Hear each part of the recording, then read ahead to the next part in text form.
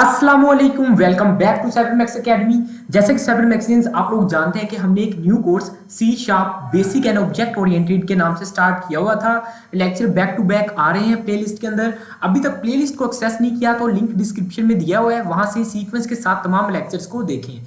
ठीक है, तो लास्ट टाइम आप जैसे कि जानते हैं कि हम कंस्ट्रक्टर के टॉपिक को डिस्कस कर रहे थे। लेक्चर नंबर 17 से स्टार्ट किया था और lecture number 18 last time upload हुआ था। तो ये पार्ट 1 और पार्ट 2 है कंस्ट्रक्टर का, जो कि लिंक होगा आज के लेक्चर के साथ। तो अगर आपने ये पार्ट 1 और पार्ट 2 नहीं देखा, यानी कि लेक्चर नंबर 17 और 18 नहीं देखा, तो 19 की इतनी अच्छे से समझ नहीं आएगी। तो काइंडली पहले वो देख लें। तो जिन्होंने तो देखा हुआ है वो कंटिन्यू कर सकते हैं। तो without wasting our time let's start. जैसा कि आप सबको पता है कि लास्ट वाले लेक्चर में हमने क्या चीज डिस्कस की थी। हमने डिफॉल्ट कंस्ट्रक्टर, पैरामीटराइज कंस्ट्रक्टर और यूज ऑफ दिस कीवर्ड, ठीक है, दिस कीवर्ड का एक यूज देखा था, और भी इसके काफी सारे यूज हैं, वो हम देखेंगे नेक्स्ट। तो इसमें हमने ये चीज देखी थी। लेकिन मैंने एक बात कही थी लास्ट टाइम, आपके सामने ये प्रोग्राम भी ओपन कर दिया मैंने, हमने फाइल बनाई थी यहाँ पर। लास्ट टाइम मैंने बात कही थी कि मिसाल के तौर पर ये कंस्ट्रक्टर है, हमने बनाया था ना इसे, ठीक है, इसमें वैल्यूज पास हो रही है, यहाँ पर नेम पास हो रहा है, ये रोल नंबर पास हो रहा है। और यहाँ पर फाइल में देखें, यहाँ पर क्या है कि मैंने दो वेरिएबल्स बनाए थे और यहाँ पर कंस्ट्रक्टर बने हुए हैं। कंस्ट्रक्टर को ओवरलोड किया गया है, एक कंस्ट्रक्टर बनाया गया है नेम को रिसीव करने के लिए, नेम आ रहा है और नेम के वेरिएबल के अंदर स्टोर हो रहा है। उसके बाद एक वेरिएबल मैंने बनाया रोल नंबर के लिए, ठीक है, रोल नंबर का वेरिएबल रोल नंबर स्टोर करवा रहा है, और एक बना हुआ है कंस्ट्रक्टर दोनों चीजें स्टोर करवाने के लिए, यानी वो नेम भी एक्सेप्ट करेगा और रोल नंबर भी एक्सेप्ट करेगा। और नीचे लास्ट पर एक मेथड बना हुआ है प्रिंट का, जो कि नेम और रोल नंबर दोनों को क्या करेगा, प्रिंट करेगा। ओके, तो लास्ट टाइम हमने ये काम किया था। लेकिन मैंने जो मेन बात कही थी वो ये कि क्या होगा अगर हमें किसी चीज पर कंडीशन लगानी पड़ जाए। मतलब जिस तरह ये देखें, नेम है ना, तो इसका तो नेम सिंपल एंटर हो जाएगा, ये करवा देगा। लेकिन रोल नंबर पर आ सकती है कंडीशन, या आप स्टूडेंट की एज पूछ रहे हैं या आप रोल नंबर पूछ रहे हैं, तो आप चाहते हैं कि यूजर पर ये कंडीशन लग जाए कि वो रोल नंबर 0 से कम ना एंटर कर पाए और 100 से ज्यादा ना एंटर कर पाए। ठीक है, हम एक लिमिट लगाना चाह रहे हैं, एक कंडीशन लगाना चाह रहे हैं। लेकिन आमतौर पर हम यहाँ पर क्या करते हैं कि यहाँ पर अगर मैं सिंपल रोल नंबर वाला कॉल करवाऊँ, यहाँ पर कंस्ट्रक्टर, यहाँ पर रोल नंबर लिख दूँ, यहाँ पर 1000 भी लिख दूँ, यहाँ पर इतना सारा नंबर लिख दूँ, तो इसको मैं सेव करके रन करूँ अगर, तो ये क्या करेगा, ये तो हमें सिंपल वैल्यू लेकर डिस्प्ले करवा देगा। ठीक है, उसने करवा दी। लेकिन यहाँ पर एक प्रॉब्लम आई, क्या कि यहाँ पर उसने क्या किया कि इतना बड़ा नंबर डिस्प्ले करवा दिया। हम एक कंडीशन लगाना चाह रहे हैं कि यूजर पर कि वो 0 से कम ना एंटर कर पाए और 100 से ज्यादा ना कर पाए। ये कंडीशन लगा देते हैं, आपकी अपनी मर्जी है, जितनी लिमिट सेट करना चाहे तो कर सकें। तो अब ये कंडीशन किस तरह से लगाई जाती है, अब वो देखते हैं। ठीक है, तो चलते हैं यहाँ पर, देखते हैं कि कौन कौन से कंस्ट्रक्टर के अंदर रोल नंबर रिसीव हो रहा है। एक तो है यहाँ पर ये वाला कंस्ट्रक्टर जिसमें simple single roll number input हो रहा है, और दूसरा कौन सा है यहाँ पर जिसके अंदर नेम और रोल नंबर दोनों आ रहे हैं। ठीक है, ये वाला आ रहा है ना ये चीज। अब यहाँ पर हम कंडीशन लगाते हैं, हम यहाँ पर कंस्ट्रक्टर के अंदर ही कंडीशन लगा देते हैं कि ये जो रोल नंबर वाला वेरिएबल आ रहा है, जिसके अंदर डाटा आ रहा है, अगर यहाँ पर इफ लगा देते हैं कि if roll number is equal to, ये जो रोल नंबर है लेस देन है 0 से, या ठीक है यहाँ पर एंड लगा देते हैं और ऑपरेटर लगा देते हैं, या रोल नंबर ग्रेटर देन है 100 से, तो क्या करो, तो एक काम करो कि यहाँ पर रोल नंबर की वैल्यू को 0 कर दो। ठीक है, मैं कर देता हूँ रोल नंबर की वैल्यू को ना 0 कर देते हैं। ठीक है, और एक और काम करते हैं, यहाँ पर ना कुछ प्रिंट करवा दो, यूजर को कोई एरर लिखा आ जाए कि यू एंटर्ड इनवैलिड, ये लिख देते हैं ताकि यूजर को पता तो चले यहाँ पर हुआ क्या है। कि कंसोल डॉट राइट लाइन लिखता हूँ और यहाँ पर लिख देता हूँ यू एंटर्ड इनवैलिड, या इनवैलिड इनपुट सिंपल लिख देते हैं कि इनवैलिड इनपुट। ठीक है, और इसको मैंने कर दिया यहाँ पर खत्म। अब एल्स के अंदर क्या होगा, अगर वो यूजर नहीं पुट करता तो तब क्या हो, तब वो वैल्यू स्टोर हो जाए। सिंपल सी बात है। ये तो इफ एल्स वाला तो यूज हमने बहुत सारा किया हुआ है फंडामेंटल प्रोग्रामिंग में भी, और जो स्टार्टिंग पर लेक्चर आए थे इसी के सी शार्प के उसमें। ठीक है, तो इसको मैं करता हूँ यहाँ से एंटर। तो देख सकते हैं हमने क्या किया, यहाँ पर कोई भी मुश्किल चीज नहीं की हमने। ठीक है, सिंपल उस कंस्ट्रक्टर के अंदर एक कंडीशन लगा दी कि अगर तो रोल नंबर 0 से कम हो या 0 से ज्यादा हो। ठीक है, तो या 100 से ज्यादा हो तो क्या हो कि उसकी वो रोल नंबर की वैल्यू को 0 कर दे और जो इनवैलिड इनपुट है ये लिखा दिखा दे हमें।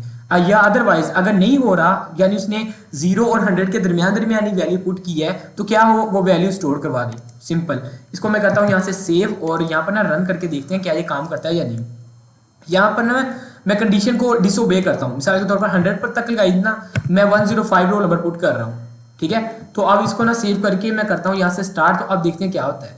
ठीक है, आप देखिए यहाँ पर क्या आ गया, यहाँ पर लिखा आ गया इनवैलिड इनपुट, यानी उसने इनवैलिड इनपुट कर दी और रोल नंबर की वैल्यू देखिए उसने 0 कर दी। देखा आपने क्या किया उसने कि इनवैलिड इनपुट उसने बता दिया कि आपने वैलिड इनपुट नहीं दी। अब यहाँ पर भी रिसीव हो रहा है, लेकिन अगर मैं यहाँ पर दूसरा कंस्ट्रक्टर कॉल करवाऊँ जिसके अंदर नेम और रोल नंबर दोनों रिसीव हो रहे हैं, तो यहाँ पर मैं नेम लिखता हूँ और यहाँ पर मैं रोल नंबर 105 पास करवाता हूँ। तो अब देखते हैं क्या होता है। अब मैं पास करवाता हूँ तो अब देखिए फरासत भी लिखा आ गया और रोल नंबर भी लिखा आ गया। लेकिन क्यों लिखा आ गया यहाँ पर इनवैलिड का, क्यों नहीं कहा? क्योंकि इसके अंदर तो हमने कंडीशन ही लगाई, हमने सिंपल ये जो सिंगल यानी जो सिर्फ रोल नंबर रिसीव कर रहा है उस वाले कंस्ट्रक्टर के अंदर लगाई है। तो आप एक काम करें, इस कंडीशन को यहाँ से कॉपी करें और उस वाले कंस्ट्रक्टर के अंदर भी पेस्ट कर दें जहां पर ये चीज रिसीव रोल नंबर जहां पर भी रिसीव हो रहा है। तो यहाँ पर भी नेम और रोल नंबर रिसीव हो रहा है ना, तो यहाँ पर भी हम लगा देते हैं ये कंडीशन। तो यहाँ पर मैं लगा देता हूँ रोल नंबर के नीचे वाली लाइन पर, इस लाइन को यहाँ पर ख़त्म कर देते हैं। ठीक है, और यहाँ पर मैं क्या करता हूँ, यहाँ पर पेस्ट कर देता हूँ। तो यहाँ पर उसने RN का वर्ड यूज़ किया हुआ है। ठीक है, RN। तो एक काम करते हैं, इसको रोल नंबर भी मैं कर देता हूँ ताकि हमें नीचे ज़्यादा चेंज ना करना पड़े। तो इसको मैंने कर दिया रोल नंबर। ठीक है, इसको कर दिया रोल नंबर। आप एक बार देख लेते हैं, यहाँ पर ये देख सकते हैं। अब क्या होगा, नाम आएगा, ये देखें N के अंदर, फिर रोल नंबर आएगा इसके अंदर। अब नेम पर कोई कंडीशन नहीं लगी, वो तो सिंपल उसको स्टोर करवा देगा। लेकिन हमने कंडीशन लगाई है उसके रोल नंबर पर कि रोल नंबर अगर तो 0 से कम हुआ या 100 से ज्यादा हुआ तो क्या होगा, वो क्या करेगा, वो करेगा ये कि वो हमें एरर दे देगा इनवैलिड इनपुट का। ठीक है, अब मैं ना इसको फिर से रन करके दिखाता हूँ क्या ये अप्लाई हुआ है या नहीं। इसको मैं रन करता हूँ तो ये देख सकते हैं उसने क्या कह दिया, इनवैलिड इनपुट, और वैल्यू क्या करवा दी 0। तो अगर तो मैं यहाँ पर चले 100 कंप्लीट पुट कर देता हूँ। अब देखते हैं, क्योंकि 100 तक लिमिट, अब उसने एरर नहीं दिया, उसने कह दिया नेम फरासत और रोल नंबर 100। सिंपल सी चीज है, देखा आपने। तो ये क्या है, ये एक अप्रोच है कि अगर आपने कंडीशन अप्लाई करनी है तो एक काम करें कि जितने भी कंस्ट्रक्टर्स हैं उसके अंदर इस तरह से इफ कंडीशन लगा दें वैल्यू स्टोर होने से पहले पहले। लेकिन एक बात आपको ज़हन में होनी चाहिए कि सॉफ्टवेयर इंजीनियरिंग में, सॉफ्टवेयर डेवलपमेंट में ये बात अच्छी नहीं समझी जाती कि आप छोटा सा काम करने के लिए ज़्यादा कोड लिखें। हम कोशिश करते हैं कि कम से कम कोड लिखें और उससे अच्छे से अच्छा आउटपुट हम लें। ठीक है, तो अब हम क्या करते हैं कि अब गौर करें, यहाँ पर एक कंस्ट्रक्टर बना हुआ है, यहाँ पर एक कंस्ट्रक्टर बना हुआ है, यहाँ पर अब एक कंस्ट्रक्टर बना हुआ है यहाँ पर। अब यहाँ पर तो हमने क्या किया, छोटी सी एग्जांपल ली, नेम और रोल नंबर लिया। अगर कोई बड़ा क्वेश्चन आ जाए तो हम क्या करेंगे, इस तरह कंस्ट्रक्टर बनाएंगे और हर कंस्ट्रक्टर के अंदर इफ एल्स की कंडीशन लगाते फिरेंगे।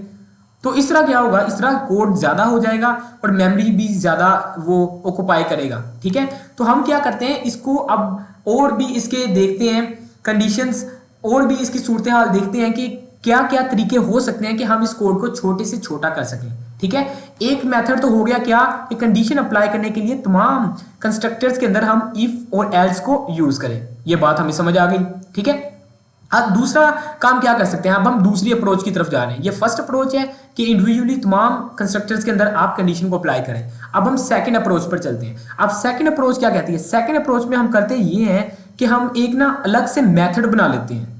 ठीक है, मेथड बना लेते हैं, मतलब जिस तरह से ये एक मेथड नहीं बना हुआ, ये देखिए नीचे ये एक मेथड बना हुआ है प्रिंट के नाम से, ये तो सिंपल प्रिंट करवा रहा है। हम एक मेथड बना लेते हैं जो कि इस कंडीशन को हमें टेस्ट करके बताए कि रोल नंबर अगर तो इससे कम या इससे ज्यादा हुआ तो वो उसको 0 कर दे, अदरवाइज वो वैल्यू को स्टोर करवा दे।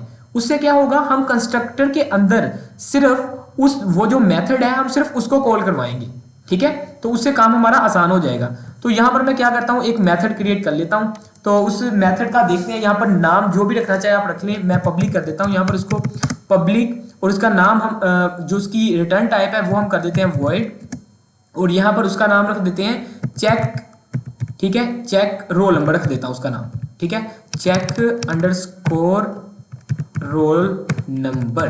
ठीक है, ये मैंने इसका क्या रख दिया, मेथड का नेम रख दिया। और इसको मैं क्या करता हूं, यहां पर आर्गुमेंट पास करवाएंगे। कौन सा आर्गुमेंट, वही वो जो आ रहा है आपके पास, वो जो आ रहा है रोल नंबर आ रहा है वो इसमें पास होगा। ठीक है, और उसके बाद वो हमें इसको टेस्ट करके बताएगा। तो इसको मैं यहां पर इसकी लिखता हूं कंडीशन। ठीक है, तो वही जो कंडीशन आपने इसके ऊपर लिखी है ना कि if roll number is simple, यही कंडीशन को कॉपी करें यहां से और यहां पर क्या कर दें, पेस्ट कर दें। ठीक है, यहां पर सिंपल मैंने क्या कर दिया, उसको पेस्ट कर दिया। अब यहां पर वो आर्गुमेंट भी तो पास होगा ना, तो रोल नंबर हमारा डबल में है तो डबल, और यहां पर रोल नंबर के नाम से ही मैं रिसीव करवा लेता हूं ताकि ये जो कंडीशन है ये आपस में लिंक हो जाए। अब क्या होगा कि जब भी कहीं भी इस फंक्शन नाम की ये जो चेक रोल नंबर है इसको मैं कॉल करवाऊंगा किसी कंस्ट्रक्टर के अंदर, तो क्या होगा, वो वैल्यू इसके अंदर आएगी, वो चेक चुक करके जो भी इसका काम है वो कर देगा। उससे होगा क्या कि हमें तमाम कंस्ट्रक्टर के अंदर, जिस तरह ये इस वाले कंस्ट्रक्टर के अंदर कंडीशन अलग लिखनी पड़ी है, इस वाले के अंदर अलग लिखनी पड़ रही है, देखा आपने, है ना। तो इस तरह से क्या हो रहा है कि कोड बहुत ज्यादा हो रहा है। अब हम क्या करेंगे, ये जो कंडीशंस है ना इसको रिमूव कर देते हैं यहां से, ये वाली जो कंडीशन है इसको रिमूव कर देते हैं। क्यों? क्योंकि हमने इसको एक मेथड के अंदर बंद कर दिया। अब हम सिंपल उस मेथड को कॉल करवाते जाएंगे, वो वही काम कर देगा जो कि इस वक्त ये कर रहा है। ठीक है, इसको मैं यहां से कट कर देता हूं रोल नंबर वाले को, और ये जो है सेकंड जिसमें दोनों रोल नंबर और नेम दोनों रिसीव हो रहे हैं, इसमें से भी इसको कट कर देता हूं। अब मैं क्या करूंगा, अब ये जो मेथड है, इस मेथड को, ये जो मेथड है इसको मैं ना यहाँ पर कॉपी करके यहाँ पर डिफरेंशिएट करने के लिए लाइन लगा देता हूँ और यहाँ पर लिखते हैं मेथड। ठीक है, मेथड और method for checking roll number. ठीक है, ये दे दिया और इसको मैं क्या करता हूँ, यहाँ से सिलेक्ट करता हूँ, कर लिया। उसके बाद कंट्रोल के और सी से मैंने इसको क्या कर दिया, कमेंट कर दिया। ओके, तो अब ये होगा कि अब मैं इस मेथड को कॉल करवाता हूं। किस तरह करवाएंगे, इस मेथड के नेम को यहां से कर लें कॉपी, और यहां पर सिंपल जहां जहां यूजर है सबसे पहले इस वाले कंस्ट्रक्टर में आ जाए जो कि सिर्फ रोल नंबर रिसीव कर रहा है। अब यहां पर मैं क्या करता हूं, इसको पेस्ट कर देता हूं। ठीक है, मैंने क्या कर दिया, इसको पेस्ट करवा दिया और यहां पर ये पेस्ट हो गया। अब इसकी जो वैल्यू है रोल नंबर ही मैं रख देता हूं क्योंकि इसके अंदर रोल नंबर ही पास होने। तो अब देखते हैं क्या होगा। लाइन को मैं यहां से कॉपी करता हूं और इस वाले कंस्ट्रक्टर के अंदर जिसके अंदर नेम और रोल नंबर दोनों रिसीव हो रहे हैं, तो वहां पर भी मैं पेस्ट कर देता हूं। अब होगा क्या, एक बार ना इसकी मैं फ्लो समझा देता हूं आपको। ये देखिए, सबसे पहले क्या होगा कि जब भी वहां से यूजर पीछे यहां पर रोल नंबर एंटर करेगा, सिर्फ रोल नंबर, तो वो रोल नंबर कहां आएगा, इसके अंदर, वो इसको रिसीव करेगा। उसके बाद रोल नंबर पास हो रहा है इसके अंदर। ठीक है, इस वाले मेथड को ये वाला रोल नंबर पास हो गया। अब इस मेथड के अंदर क्या चल रहा है, वो वही चल रहा है जो कि नीचे लिखा हुआ है। हमने ये मेथड जहां पर बनाया है वो रोल नंबर यहां पर आ रहा है, उसके बाद यहां पर चेक हो रहा है। अगर तो कंडीशन मैच हो रही है तो वो क्या कर देगा कि यहां पर उसको 0 वैल्यू कर देगा और इनवैलिड इनपुट कर देगा, अदरवाइज वो उसको क्या करेगा, स्टोर करवा देगा। ठीक है, और यहां पर भी इसी तरह नेम वाले में भी नेम तो सिंपल स्टोर हो जाएगा, और जब रोल नंबर पास होगा वो भी इसमें ही पास होगा। उसके बाद वो यहां पर आएगा चेक चुक करके, इसके बैक पर सारी, ये देखा, पूरे कोड को हमने एक जगह एक मेथड के अंदर बंद कर दिया। जहां पर भी उस मेथड का नाम लिख रहे हैं, ठीक है, उससे हो क्या रहा है, वो सारा वही काम कर रहा है जो पहले कर रहा था। इससे क्या हुआ, कोड पहले से जरा रिड्यूस हो गया। किस तरह, उसमें यहां पर भी कंडीशन पूरी लिखनी पड़ी थी, यहां पर भी लिखनी पड़ी थी। इस बार क्या हुआ, एक बार हमने लिख ली एक मेथड के अंदर, सिंपल उस मेथड को कॉल करवाया। ठीक है, उस सिंपल उस मेथड को कॉल करवाया और वही काम करेगा वो। अब देखते हैं रोल नंबर पास करवा के देखते हैं कि क्या वो चीज काम करती है या नहीं। तो फिर से मैं इनवैलिड वाला ही काम करता हूं कि 10 चले 6 कर देता हूं इस बार, और इसको मैं करता हूं सेव। तो देखते हैं क्या ये काम करता है या नहीं। तो इसको मैंने स्टार्ट किया तो आप देख सकते हैं वही काम हुआ, same to same, invalid input, और यहां पर उसने रोल नंबर को 0 कर दिया। देखा आपने, तो बहुत इजी था ये, कोई भी मुश्किल नहीं है कि हमने पहले इंडिविजुअली अलग अलग कंस्ट्रक्टर में रखा। ठीक है, और सेकंड अप्रोच हमने क्या देखी कि एक मेथड बना लिया जाए, उसको वो रोल नंबर वगैरह पास हो जाए, और उस मेथड को जहां पर भी कॉल करवाना है, जिस भी कंस्ट्रक्टर के अंदर कॉल करवाना है, वहां पर उसको कॉल करवा लिया जाए। तो सिंपल सा था, देखा आपने। तो अब हम क्या करते हैं, नेक्स्ट अप्रोच पे चलते हैं, थर्ड अप्रोच। थर्ड अप्रोच क्या है कि अब यहां पर एक काम तो किया कि हम एक स्टेप नीचे आ गए, यानी एक स्टेप नीचे आने से मुराद है हमने कोड को एक स्टेप नीचे ले आए, यानी उसको कम कर दिया कोड को। अब लाइंस थोड़ी पहले से कम लिखनी पड़ रही है, लेकिन हमें ये भी मेथड सूटेबल नहीं लग रहा। हम चाहते हैं कि इससे भी कम कोड हो। ठीक है, तो अब हम नेक्स्ट वाला मेथड देखते हैं। नेक्स्ट वाला मेथड क्या होता है, उसे कहते हैं बेस कंस्ट्रक्टर। ठीक है, बेस कंस्ट्रक्टर किसे कहते हैं? बेस कंस्ट्रक्टर उसे कहते हैं जिसके अंदर सबसे ज्यादा आर्गुमेंट्स होते हैं। मिसाल के तौर पर ये देखें, ये वाला कंस्ट्रक्टर क्या है, ये पहला कंस्ट्रक्टर है जो कि सिर्फ रोल नंबर रिसीव कर रहा है। दूसरा क्या कर रहा है, दूसरा क्या कर रहा है, वो कर रहा है सिर्फ यहाँ पर ये ऊपर दिया हुआ है दूसरे वाला, यहाँ पर ये सिर्फ नेम रिसीव कर रहा है, ये सिर्फ नेम रिसीव कर रहा है, ये सिर्फ रोल नंबर रिसीव कर रहा है, और ये जो है ये दोनों रिसीव कर रहा है। तो ये जो दोनों रिसीव कर रहा होता है ना, यानी जो ज्यादा वैल्यूज ले रहा होता है, जो ज्यादा तमाम हमारी जो रिक्वायरमेंट है उनको पूरा कर रहा होता है, उसे कहते हैं हम बेस कंस्ट्रक्टर। अब ये बेस कंस्ट्रक्टर बनाया कैसे जाता है वो देखिए। अब हम यहाँ पर देखें कि हो क्या रहा है। यहाँ पर हम चाहते हैं कि ये भी लाइन ना लिखनी पड़े, यानी ये जो कंस्ट्रक्टर है ना, ये इसको भी हम रिड्यूस करना चाह रहे हैं, तो हम इस लाइन को भी खत्म कर देते हैं जो कि नेम को स्टोर करवा रही है नेम को रिसीव करने वाले कंस्ट्रक्टर के अंदर, और हम चाहते हैं कि ये जो रोल नंबर रिसीव करवाने वाली है ये भी खत्म हो जाए। हम क्या चाहते हैं कि हम कुछ इस तरह से काम करें, यहाँ पर कुछ ऐसा कोड लिखें जो कि यही वाला कंस्ट्रक्टर को कॉल करवाए, लेकिन उसकी वैल्यूज को भेज दे कहां पर, यहां पर बेस कंस्ट्रक्टर के अंदर। ठीक है, मैं समझाता हूं प्रैक्टिकली करके। तो सबसे पहले इसको तो मैं यहां से खत्म ही कर देता हूं, लेकिन एक बात याद रखें, खत्म करने के बाद इससे पहले क्या कर रहा है, ये काम नेम को रिसीव कर रहा है, तो इसी काम को हम दूसरे तरीके से करते हैं। अब ये देखें, इसको मैं ना इसको रिड्यूस कर दिया इसके कोड को। अब ये देखें कंस्ट्रक्टर बिल्कुल खाली हो गया है। अब इसके आगे ये वाला जो पार्ट है ना, इसके आगे देखें हम यहाँ पर कुछ लिखेंगे। यहाँ पर हम क्या लिखेंगे, यहाँ पर हम यूज करेंगे सबसे पहले तो कोलन लगाएंगे। ठीक है, उसके बाद दिस का कीवर्ड यूज करेंगे, और उसके बाद आपने क्या करना है, डॉट लगाकर ब्रैकेट्स लिखनी है, पैरेंथेसिस। ठीक है, और उसके बाद ये क्या कर रहा था, नेम को रिसीव कर रहा था। अगर तो ये सिंपल नेम रिसीव कर रहा है, तो जो भी ये चीज रिसीव कर रहा है जो कि नेम के अंदर आ रही है, जिस तरह नीचे नहीं लिखा था this dot name is equal to name, इसी तरह यहां पर आपने लिख देना जो चीज रिसीव हो रही है वो आपने पहले लिखनी है। ठीक है, तो यहां पर मैं लिखता हूं नेम, और उसके बाद दूसरी क्या चीज है, दूसरी रोल नंबर होता है ना, तो रोल नंबर तो हम चाहते नहीं है कि वो ये रिसीव करे, तो उसके लिए हम यहाँ पर एम्प्टी स्पेस दे देते हैं। ठीक है, तो यहाँ पर मैं क्या करता हूँ, यहाँ पर एम्प्टी स्पेस दे देता हूँ, या एक काम करता हूँ 0.0 लिख देता हूँ कि ये 0.0 हो जाए। अब इसका क्या मतलब होता है वो भी देख लेते हैं। ठीक है, तो यहाँ पर एक काम करते हैं, दूसरे नंबर पर भी इसी तरह करेंगे। ये जो सेकंड कंस्ट्रक्टर है ना, इसको भी इसी तरह करेंगे, इसमें भी इसी तरह लगाएंगे आप कॉलन, उसके बाद दिस। ये क्या हो रहा है मैं अभी एक्सप्लेन करता हूं इसको अच्छी तरह से। यहाँ पर दिस ये क्या कर रहा है, रोल नंबर रिसीव कर रहा है, लेकिन जो ओवरऑल काम क्या हो रहा है, हम दो चीजें रिसीव कर रहे हैं, नेम कर रहे हैं और रोल नंबर कर रहे हैं। ठीक है, लेकिन ये सिर्फ रोल नंबर रिसीव कर रहा है। तो पहले नंबर पर क्या चीज है, पहले नंबर पर तो नेम है, ये पहला नंबर में किस लिहाज से कह रहा हूं, इस लिहाज से ये जो बेस कंस्ट्रक्टर है ना, उसके अंदर सीक्वेंस देखें क्या है, उसके अंदर सीक्वेंस ये है कि पहला जो है वो क्या है कि वो नेम रिसीव कर रहा है, और दूसरा क्या है, वो रोल नंबर रिसीव कर रहा है। तो यहां पर पहले नंबर पर नेम रिसीव कर रहा है, नेम वाला कंस्ट्रक्टर तो ये है ही नहीं। ठीक है, तो इसलिए नेम को मैं चाहता हूं स्ट्रिंग वैसे खाली पास हो जाए स्ट्रिंग, लेकिन जो यहां पर दूसरा रोल नंबर पास हो रहा है वो ये पास करे। ठीक है, वो यहां पर मैंने लिख दिया, और उसके बाद मैं क्या करता हूं, यहां पर ये जो मैंने डॉट लगाया था ना, जिसके बाद ये नहीं आना, ये सिंटैक्स का हिस्सा नहीं है। अब इस लाइन की भी हमें जरूरत नहीं रही। देखा अब क्या होगा, कंस्ट्रक्टर बिल्कुल खाली हो गया है, और यहाँ पर कोड और भी ज्यादा रिड्यूस हो गया है। लेकिन ये काम किस तरह से करता है वो भी बताता हूँ। यहाँ पर इसको मैं पहले थोड़ा सा, ये बात समझ आ गई कि ये क्या है कि ये स्टूडेंट है, ये नेम को रिसीव कर रहा है। ठीक है, यहाँ पर कॉलन लगाया, जो पहला है, पहला किस लिहाज से, जो बेस कंस्ट्रक्टर है उस लिहाज से पहले नंबर पर ये नेम रिसीव कर रहा है। चूंकि ये नेम रिसीव करने वाला सिंगल कंस्ट्रक्टर है, तो हम पहले नंबर पर नेम लिखेंगे। दूसरे नंबर पर ये एज रिसीव कर रहा है, यानी एज सॉरी यहाँ पर रोल नंबर रिसीव कर रहा है, तो रोल नंबर यहाँ पर तो ये रिसीव कर ही नहीं रहा, ये वाला जो सिंगल ये वाला कंस्ट्रक्टर है, तो हम उसकी जगह हम कह देंगे 00। ठीक है, इसी तरह ये स्टूडेंट वाला है, ये नेम रोल नंबर वाला है। रोल नंबर वाले में पहले नंबर पर क्या आएगा, नेम तो आना ही आना है, क्योंकि हम इसके साथ कंपेयर कर रहे हैं, इसके साथ।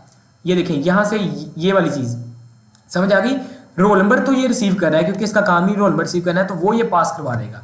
अब होगा क्या, अब होना ये है कि अगर तो यूजर सिंपल जो है नेम पास करवाते हैं, तो पहले कौन सा काम करता था कंस्ट्रक्टर जब नेम पास करवाते थी, पहले यही वाला कंस्ट्रक्टर काम करता था। अब ये वाला कंस्ट्रक्टर पता क्या करेगा, वो करेगा कि नेम जो है वो पास करवा देगा, यानी वो नेम पास करवा देगा किसको, अब दिस कीवर्ड का यहां पर दूसरा यूज, पहली बार तो देखा ना लास्ट लेक्चर में जो मैंने यूज बताया कि एग्जैक्ट जो उस क्लास के अंदर बने हुए हैं, उस ऑब्जेक्ट के जो वेरिएबल्स बने हुए हैं उसको वो वैल्यू स्टोर करवाता था, जो बताता था। ठीक है, लेकिन इसका दूसरा यूज ये है कि दिस का कीवर्ड किस लिए यूज हो रहा है, ये जो नॉर्मल कंस्ट्रक्टर्स हैं, सिंगल कंस्ट्रक्टर्स, ये उसको बेस कंस्ट्रक्टर को वैल्यू पास करवाने के लिए इस्तेमाल कर रहा है। यानी ये दिस हमने इसलिए लिखा कि दिस, ये जो नेम तुम रिसीव कर रहे हो ना, एक काम करो, इसको रिसीव करने के बाद ना बेस कंस्ट्रक्टर को भेज दो। ठीक है, क्या करो, काम करो कि जो नेम रिसीव कर रहे हो, रिसीव करने के बाद उसे बेस कंस्ट्रक्टर को भेज दो। तो बेस कंस्ट्रक्टर यहां पर क्या करेगा, बेस कंस्ट्रक्टर उसको रिसीव कर लेगा। ठीक है, अब मैं चलता हूं ऊपर, ये रहा बेस कंस्ट्रक्टर, ये नेम को रिसीव कर रहा है। अब दूसरा कंस्ट्रक्टर जो है यहां पर लिखा हुआ है public student double roll number. अब ये काम क्या कर रहा है, रोल नंबर रिसीव कर रहा है। अब ये क्या कर रहा है, ये जो दिस कीवर्ड है ये इसके साथ लिंक कर रहा है बेस कंस्ट्रक्टर के साथ। ये जो पहली चीज है, पहला आर्गुमेंट ये इसके बराबर है, जो दूसरा आर्गुमेंट है वो इसके बराबर है। चूंकि ये सिर्फ रोल नंबर रिसीव करने के लिए है तो इसका नेम के साथ तो कोई ताल्लुक है नहीं। तो अगर यूजर सिर्फ रोल नंबर इनपुट कर रहा है तो वो क्या करे, स्ट्रिंग को वैसे ही खाली इनपुट दे दे, यानी सिंपल कुछ भी लिखा ना है, खाली स्ट्रिंग पास करवा दे, लेकिन जो रोल नंबर वो भेजे ना वहां से, उसको इस रोल नंबर को भेज दे। ठीक है, अब भेजने के बाद ये दोनों कंस्ट्रक्टर का काम समझ आ गया कि अगर तो नेम आ रहा है तो वो नेम को बेस कंस्ट्रक्टर को पास करवा देगा। ये जो नीचे बेस कंस्ट्रक्टर बना हुआ है, ऊपर करता हूं, ये देखिए यहां पर एरो से समझाता हूं, ये स्क्रीन पर नजर आ रहा होगा कि ये जो नेम है ये इसके साथ लिंक हो रहा है। ठीक है, और ये जो 00 है ये रोल नंबर के साथ लिंक हो रहा है। अगर सिर्फ सिंपल नेम वो इनपुट करेगा तो वो इसके पास आएगा, अगर वो सिंपल रोल नंबर पुट करता है तो वो इसके पास आएगा। तो इसमें ये वाली खाली जो स्ट्रिंग है वो इसके बराबर आ रही है और ये वाली इसके बराबर। अगर यूजर दोनों चीजें पुट करता है तो बजाय कि वो इसको यूज करे इसको यूज करे, क्या होगा, वो डायरेक्ट बेस कंस्ट्रक्टर में आकर इस पर वो काम कर देगा। ठीक है, अब देखिए हुआ क्या, अब हो ये रहा है कि ये जो काम था ना, ये हम करते थे यहाँ पर, इसके अंदर कंस्ट्रक्टर के अंदर एक एक लाइन लिखी थी, वो भी रिड्यूस हो गई। देखा, जिस तरह हम अप्रोच को आगे आगे लेके जा रहे हैं, कोड और रिड्यूस हो जा रहा है। अब यहाँ पर एक और चीज आप कहेंगे, लेकिन ये तो एक एक लाइन रिड्यूस होगी, लेकिन ये वाला मेथड तो अभी भी पड़ा हुआ है। ये मेथड वाली अप्रोच लास्ट वाली थी, यानी इससे पिछले वाली अप्रोच। इसमें जब आपने बेस कंस्ट्रक्टर बना देना ना, तो अब आप एक काम करें, ये जो इफ वाली कंडीशन है ना, ये उसके अंदर ही लिख दें। ठीक है, क्योंकि इसका बनाने का कोई फायदा नहीं फिर, क्योंकि जब सब चीजें बेस कंस्ट्रक्टर के अंदर ही आनी है तो ये जो इफ कंडीशन है इसके अंदर ही लिख देते हैं, इससे तो कोई इतना फर्क नहीं आने वाला। तो एक काम करता हूं, मैं यहाँ पर इसको पेस्ट कर देता हूँ। ठीक है, तो मैंने क्या कर दिया, उस बेस कंस्ट्रक्टर ये जो नीचे बनाया, ये जो मेथड बनाया था रोल नंबर चेक करने के लिए, अब मैं इसको भी क्या कर रहा हूँ, खत्म कर रहा हूँ। तो एक हम खत्म करने से अच्छा है हम ना इसको कमेंट कर देते हैं, क्योंकि दोबारा भी ये इस्तेमाल वगैरह हो सकता है अगर जरूरत पड़ी तो। इसको मैं यहाँ पर क्या कर देता हूँ, कमेंट कर दिया। ठीक है, तो अब क्या हो गया, मेथड भी खत्म हो गया। अब सिंपल हमारा कोड कितना लिखा हुआ है, एक बार दोबारा दिखा देता हूँ मिनिमाइज करके। ये रहा, ये देखें यहाँ पर क्या है, पहला कंस्ट्रक्टर जो कि क्या कर रहा है, रिसीव कर रहा है नेम को, और पास किसको करवा रहा है, इसको। ठीक है, दूसरा कंस्ट्रक्टर क्या है, दूसरा कंस्ट्रक्टर है जो कि रोल नंबर रिसीव करवा रहा है, पास किसको करवा रहा है, बेस कंस्ट्रक्टर को। अगर दोनों चीजें यूजर इनपुट करता है तो वो डायरेक्ट इसके पास आएंगी, वही काम होगा कि नेम के अंदर चला जाएगा और रोल नंबर में वही इफ कंडीशंस वगैरह लगेंगी और वो वैल्यूज वगैरह स्टोर को करवा देगा। ठीक है, और नीचे ये वाला प्रिंट वाला मेथड तो चलना ही चलना है। अब मैं ना इसको चला के दिखाता हूँ कि क्या ये चलेगा या नहीं चलेगा। ओके, तो अब देखते हैं, इसको मैं करता हूँ, यहाँ पर जाता हूँ प्रोग्राम के अंदर और यहाँ पर मैं वैल्यू पास करवा के दिखाता हूँ आपको। ठीक है, अब मैं यहाँ पर वैल्यू पास करवा रहा हूँ सिंपल नेम। तो नेम किस तरह से, स्ट्रिंग है ना, तो मैं इसको पास करवाता हूँ, यहाँ पर लिखता हूँ FRASAT, ये लिख दिया फरासत। अब होगा क्या, यहाँ से जैसे ही फरासत यहाँ से एंटर हुआ, यानी स्ट्रिंग एंटर हुई यहाँ पर, वो देखेगा स्ट्रिंग वाला कौन सा कंस्ट्रक्टर है, स्ट्रिंग वाला तो एक ही कंस्ट्रक्टर है। ठीक है, स्ट्रिंग वाला एक ही कंस्ट्रक्टर है, और ये कर क्या रहा है, ये कर ये रहा है कि नेम को रिसीव कर रहा है, उसके बाद नेम को बेस कंस्ट्रक्टर को पास करवा रहा है। ये देखें, नेम फिर यहाँ पर आ जाएगा, यानी ये वाला नेम यहाँ पर पास होगा और ये 00 यहाँ पर पास हो जाएगा। डिफॉल्ट वैसे वैल्यू पास करवा दी क्योंकि रोल नंबर तो उसने पुट किया ही नहीं। ठीक है, तो ये पास करवा दिया। अब मैंने इसको रन करके दिखाई देता हूँ। तो जैसे मैं इसको स्टार्ट पर रन किया तो ये देख सकते हैं, नेम फरासत और रोल नंबर 0 हुआ। क्या, यूज वही सिंगल कंस्ट्रक्टर हुआ, लेकिन उसने पास उसको वैल्यू करवा दी। ओके, अब मैं क्या करता हूँ, यहाँ पर ना रोल नंबर पास करवा के दिखाता हूँ। रोल नंबर फिर वही इनवैलिड वाला नहीं करते इस बार काम, चलें इस बार 99 पुट कर देता हूँ ताकि कंडीशन मीट हो जाए, और इसके बाद इसको स्टार्ट करता हूँ। तो ये देख सकते हैं, नेम उसने खाली स्ट्रिंग ही रहने दी, ठीक है ना, क्योंकि मैंने स्ट्रिंग ही पास करवाई थी, और रोल नंबर उसने 99 कर दिया। समझ आ गई कि नेम के आगे आगे कुछ लिखा क्यों नहीं आया, क्योंकि इस बार कंस्ट्रक्टर कौन सा यूज हुआ है, रोल नंबर वाला। तो रोल नंबर वाला कंस्ट्रक्टर देख ले कि यहाँ पर सिंपल रोल नंबर है, वो स्ट्रिंग यानी नेम के एन के पास वो खाली स्ट्रिंग भेज रहा है और रोल नंबर की जगह रोल नंबर भेज रहा है। नीचे वही काम हो रहा है, साइन वाला और कंडीशन चेक हो रही है। ठीक है, ये क्या हो गई थर्ड अप्रोच। तो अब तक हम 3 अप्रोच कर चुके हैं। इसके बाद है लास्ट अप्रोच जो कि इससे भी कोड को कम कर देगी। ठीक है, यानी हमको ज्यादा कंस्ट्रक्टर लिखने की जरूरत ही कोई नहीं।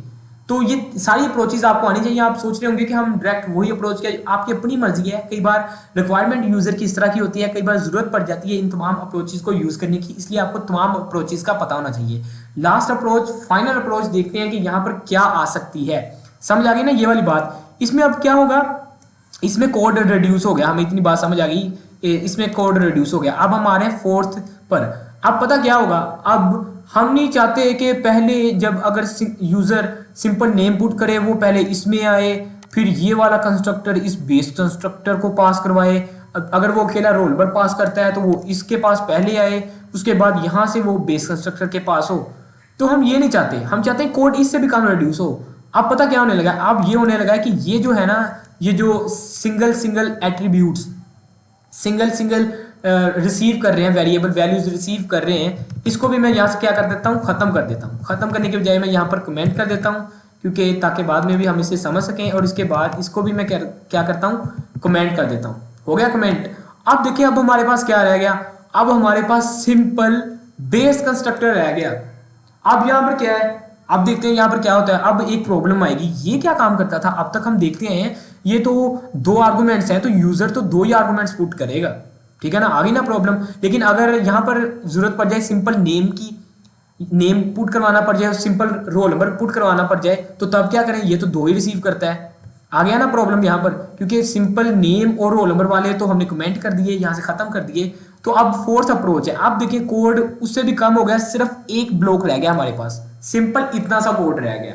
ठीक है, अब यहां पर आ रहा है डिफॉल्ट वैल्यूज का कॉन्सेप्ट। डिफॉल्ट वैल्यूज का कॉन्सेप्ट क्या है, यानी यूजर अगर वहां से नेम या रोल नंबर पास करता है, उससे भी पहले यहां पर डिफॉल्ट वैल्यूज कुछ पड़ी हो। यानी ये जो रिसीव कर रहा है, ये जो एन रिसीव कर रहा है, जिसके अंदर नेम की वैल्यू आ रही है, इसके अंदर रोल नंबर की वैल्यू आ रही है, इसके अंदर कुछ इनिशियली कुछ ना डिफॉल्ट वैल्यू हो। जिस तरह हमने डिफॉल्ट आर्गुमेंट्स नहीं पढ़ा था फंडामेंटल ऑफ प्रोग्रामिंग C++ वाली प्लेलिस्ट, जिन स्टूडेंट्स ने देखी है उनको पता होगा।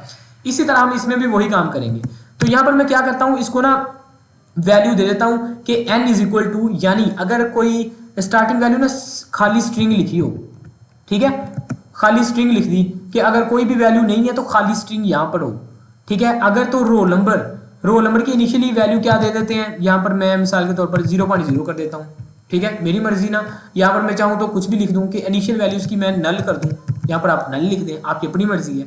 ठीक है, अब होगा क्या, पहले क्या हो रहा था, पहले ये हो रहा था कि सिंपल अगर रोल नंबर पास करवा रहे थे तो ये वाला काम, ये जो हमने यही डिफॉल्ट आर्गुमेंट्स वाला काम किया, वो ये ऊपर वाले सिंगल कंस्ट्रक्टर कर रहे थे। यानी अगर नेम पुट कर रहे थे तो वो 0 डिफॉल्ट वैल्यू भेज रहे थे। अगर हम सिंपल रोल नंबर पुट कर रहे थे तो वो खाली string as a default value name के लिए भेज रहे थे। तो हमने क्या काम किया, वो जो डिफॉल्ट वैल्यू भेज रहे थे हमने उसको भी कम करने के लिए डायरेक्ट डिफॉल्ट वैल्यूज इसके अंदर ही लिख दी। ठीक है ना, बेस कंस्ट्रक्टर के अंदर ही लिख दी। अगर यूजर यहां से अगर यूजर कोई भी वैल्यू पुट नहीं करता, यहां पर कोई वैल्यू पास नहीं करवा रहा, तो होगा क्या, यहां पर डिफॉल्ट वैल्यूज तो पड़ी हुई है, यानी नेम पड़ा हुआ है और रोल नंबर पड़ा हुआ है, वो ऑटोमेटिकली नेम को नेम के अंदर स्टोर करवा देगा, रोल नंबर को यहां पर कंडीशन चेक करके उसके अंदर स्टोर करवा देगा। ठीक है ना, अब मैं देखता हूं, अभी देखिए मैंने कोई वैल्यू पास नहीं करवाई और कंस्ट्रक्टर भी हमारे पास क्या है, एक ही है। तो यहां से मैं क्या करता हूं, इसको ना यहां पर रन करके दिखाता हूं, तो आप देखेंगे ये क्या होता है। ये देखिए, ये देखा नेम नल, उसने डिफॉल्ट वैल्यूज को क्या करवा दिया, स्टोर करवा दिया। सिंपल सी बात है। ठीक है, अगर मैं चाहता हूं ये डिफॉल्ट वैल्यू स्टोर ना हो, हम यूजर पुट करें, तो मैं सिंपल नेम यहां से इनपुट कर रहा हूं, तो देखें क्या होगा, यहां पर क्या हो सकता है कि यहां से वैल्यू जाएगी उस कंस्ट्रक्टर के पास, ये वाला जो नेम है ना, इसकी ये नल वैल्यू जो डिफॉल्ट वैल्यू है वो इसको खत्म कर देगा। नेम अब एन के अंदर स्टोर हो जाएगा, कौन से वाला, जो मैंने वहां से भेजा है, इसकी डिफॉल्ट वैल्यू खत्म हो जाएगी। रोल नंबर मैंने नहीं पास करवाया तो वो जो डिफॉल्ट वैल्यू है वो वही ले लेगा। अब मैं इसको रन करके दिखाता हूँ। यहाँ पर इसको मैंने स्टार्ट किया तो ये देख सकते हैं, नेम उसने फरासत कर दिया, रोल नंबर लेकिन उसने 0 ही रखा। समझ आ गई ना आपको बात। अगर मैं सिंपल यहाँ पर रोल नंबर पुट कर देता हूँ 45 पुट कर दिया मिसाल के तौर पर रोल नंबर। इसको करता हूँ मैं यहाँ से स्टार्ट। अब देखें अब उसने क्या किया यहाँ पर 45 पॉइंट, यहाँ पर हम क्या करते हैं सीक्वेंस हमें रखनी पड़ेगी यार। सीक्वेंस मतलब सीक्वेंस यानी अगर पहला आर्गुमेंट यहाँ पर नेम है, स्ट्रिंग है, तो हमें स्ट्रिंग पास करवानी पड़ेगी। उसके बाद अगर तो यहाँ पर क्या है, यहाँ पर इसका सिंपल रोल नंबर है तो हमें क्या करवाना पड़ेगा, उसको स्टार्टिंग में वैल्यू भी देनी पड़ेगी क्योंकि सीक्वेंस मैटर करती है, दोनों आर्गुमेंट्स पास करवाने हैं। तो यहाँ पर मैं 45 अब करके देखता हूँ, तो अब देखते हैं क्या ये काम करता है या नहीं। तो अब ये देखिए 45 चला गया, ठीक है ना। तो उसकी क्या वैल्यू, उसने वो खाली स्ट्रिंग रिसीव कर ली उसने।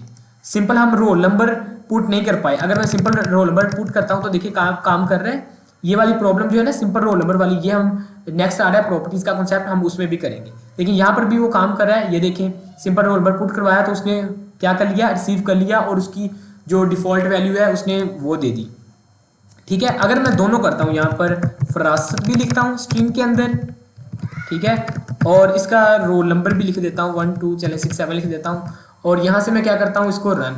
अब देखें, ये देखें अब वो क्या कह रहा है कि इनवैलिड इनपुट, क्यों, क्योंकि 1 2 6 7 लिखी, वो तो 100 से ज़्यादा है कंडीशन, तो हमने चले 1 2 लिख देता हूँ यहाँ पर। आप देखते हैं, अब ये देखें नेम फरासत रोल नंबर 12 हुआ क्या, फरासत और ये जो 12 है दोनों आर्गूमेंट्स गए, उन्होंने इसकी डिफॉल्ट जो वैल्यू है उसको खत्म करके अपनी एक जगह बना ली और वो पास होकर इसके अंदर स्टोर हो गए, ठीक है। और उसके बाद ये इसने प्रिंट करवा दिया।